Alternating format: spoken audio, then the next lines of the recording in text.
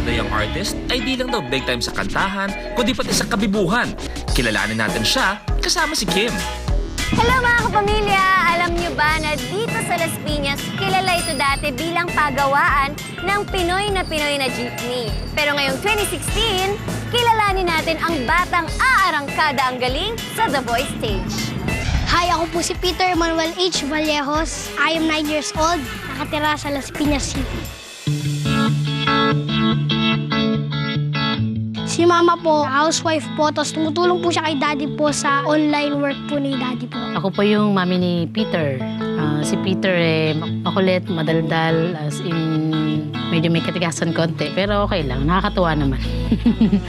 Ganito man ako, simpleng tao. Na-discover ko yung talent niya nung mga 3 years old siya. Kasi dati nagsashop kami pag umuwi ako. Nakaka-memorize na siya ng mga kanta. Yung pala, kasi lagi siya sa harap ng TV. Sariling sikap lang siya. Nanonood lang siya sa YouTube. Mahilig din po ako maglaro sa labas po. Simula po nung bata pa rin po. Habol-habulan, tsaka bike po. And dito, madalas na nagbabike si Peter at ang kanyang mga kaibigan. Tignan natin kung gaano siya kabilis magbike at kung ano magiging reaksyon niya kapag natanggap na niya ang refreshing na balita na ito. So, let's go! Tara! Habulin natin sila.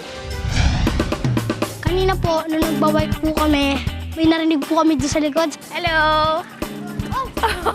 Pwede ba sumabay? Tapos pagtingin po namin, nagulat po kami. Nakita ko po si Kim Chut. O, dali, karera tayo. Karera!